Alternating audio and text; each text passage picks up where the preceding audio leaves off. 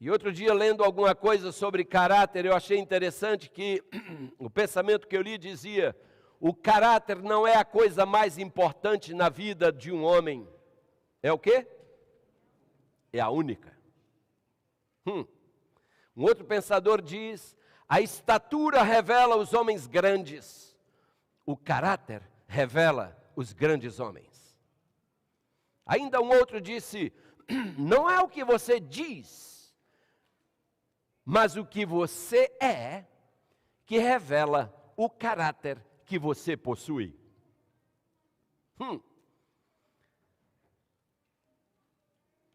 Irmãos, um outro pensamento ainda dizia: sua reputação é o resultado daquilo que as pessoas pensam a seu respeito. Seu caráter é a expressão daquilo que você de fato é. No seu livro Feed My Sheep, o pastor H.M.S. Richards, ele diz ali o seguinte: liderança tem tudo a ver com influência. E influência tem tudo a ver com caráter. Temos aqui líderes dessa igreja que hoje estarão sendo ordenados para o desempenho pleno das suas funções. Homens de Deus, lembrem-se, caráter é a moeda corrente que todos precisamos possuir. A igreja perdoa facilmente qualquer falha nossa, falha de memória. Se eu tiver dificuldades em me expressar, a igreja perdoa, releva. Se eu não souber cantar bem, a igreja perdoa, ela entende, releva. Se eu não souber tocar um instrumento, a igreja leva isso de boa. Mas se eu não tiver caráter, aí não. Isso a igreja não perdoa. E amém por isso. Essa é a nossa moeda corrente. Liderança tem tudo a ver com influência. E influência tem tudo a ver com caráter. As pessoas seguem pessoas de caráter. Hoje nós estamos diante de duas cerimônias, como eu falei há pouco, o Dia dos Pais e a ordenação dos diáconos e diaconisas. E quando a Bíblia fala das qualificações para um ancião na igreja, em 1 Timóteo capítulo 3, versículos 4 e versículo 5, Paulo usa ali a palavra que governe bem a sua própria casa. Estamos lendo 1 Timóteo capítulo 3, versos 4 e 5. Paulo diz que o ancião deve ser um homem que governe bem a sua própria casa, criando os filhos sob disciplina, com todo respeito. E aí o texto diz: pois se alguém não sabe governar a própria casa, como cuidará da igreja de Deus? Então, homens de Deus, amados anciãos ordenandos, lembrem-se, sua primeira área de influência é o seu lar. A primeira pessoa que deve dar um testemunho do seu nível espiritual deve ser sua esposa, seus filhos. Ali está a sua primeira igreja. E seguramente a sua família projeta uma imagem para a igreja. Nós somos falhos, mas nós temos na palavra de Deus orientações suficientes para falharmos o mínimo possível. Que Deus os ajude a ser homens tais que suas esposas possam ver em vocês um espelho de Deus. Sara chamava seu esposo Abraão, meu Senhor.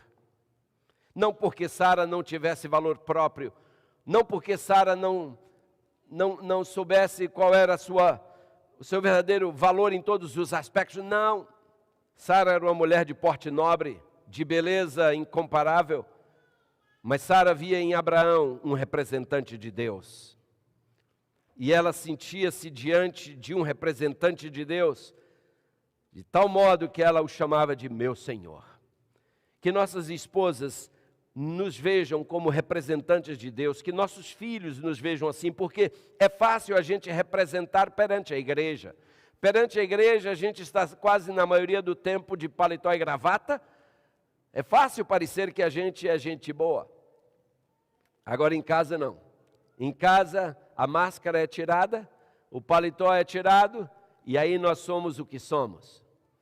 Eu sempre tenho dito, irmãos, para mim um dos maiores desafios em toda a minha vida, nesses 40 anos de ministério, sempre foi pregar, tendo minha esposa e meus filhos olhando para mim. Sempre foi um desafio, porque eles me conhecem pelo avesso. E olha, amados, que bênção é quando nós podemos olhar os filhos nos olhos, olhar a esposa nos olhos e pregar sem nenhum problema, com hipocrisia, porque eles te conhecem. E depois no versículo 12, Paulo fala sobre as qualificações para o diácono. E é interessante que Paulo diz ali, lembra que o diácono deve ser marido de uma só mulher, e também reforça o mesmo princípio, que governe bem a sua própria casa. Irmãos, é unicamente através do seu caráter que um líder pode influenciar pessoas e movê-las à ação, a começar em casa. Existem algumas exceções à regra, irmãos, e nós todos sabemos disso. O próprio Deus, sendo perfeito, perdeu um filho, que de um anjo de luz se transformou num príncipe das trevas. De Lúcifer virou Satanás. Infelizmente aconteceu na família do céu. Então essas exceções acontecem.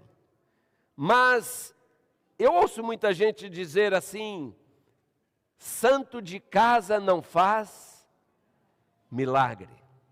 E aí todo mundo se sente desculpado para ser relapso. Sabe como é? Santo de casa não faz milagre, então já que é assim, escute.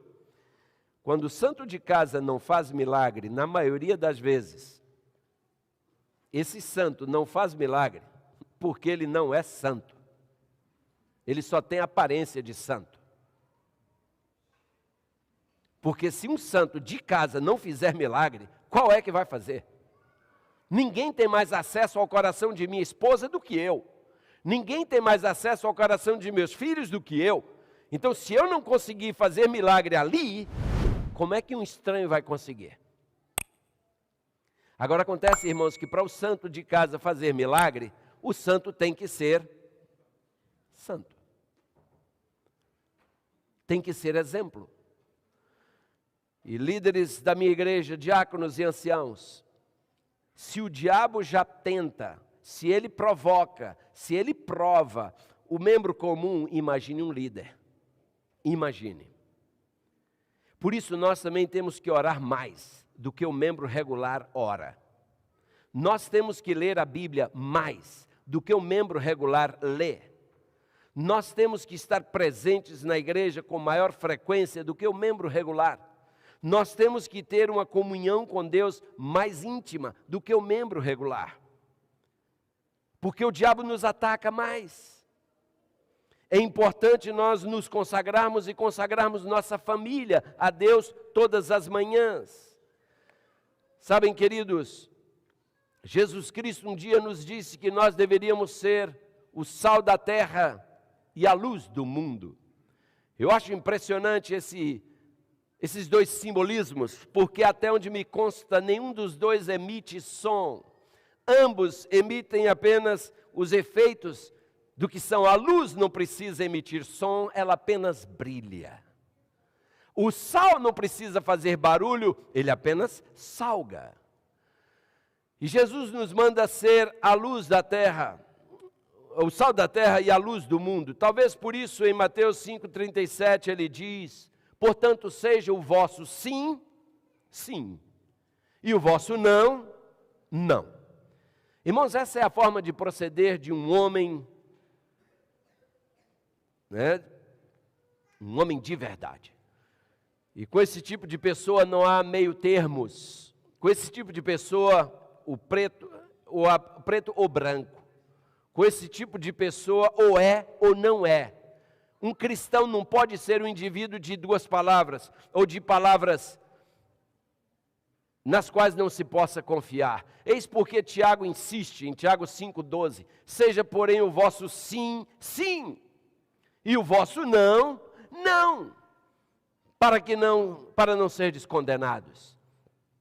Isso começa dentro de nossas casas. Se como lemos no livro Educação, a maior necessidade do mundo hoje é a de homens, eu estou seguro de que a maioria dos senhores concordariam comigo, se não todos, de que a maior necessidade da igreja é a de homens e mulheres de Deus. Irmãos, eu uma vez preguei um sermão aqui sobre homem de Deus, eu me lembro, e naquele então eu lembrei que nas Escrituras, os porta-vozes de Deus são geralmente chamados, identificados por títulos. Você encontra na Bíblia profetas, você encontra o título sacerdotes, você encontra o título evangelistas, você encontra o título anciãos, você encontra o título diáconos, você encontra na Bíblia o título pastores. Agora é interessante que todos esses títulos aí, queridos, têm a ver com a função que cada um desses exerce. Agora, tem um título na Bíblia que tem a ver com o caráter. E esse título é Homem de Deus. Para você receber o título de pastor, você só precisa ocupar a função de pastor. Para receber o título de diácono e assim sucessivamente, você só precisa ocupar aquela função e aquele título tem a ver com a função. Mas para receber o título de homem de Deus, oh boy, aí sim, seu caráter tem que ser um caráter a toda prova.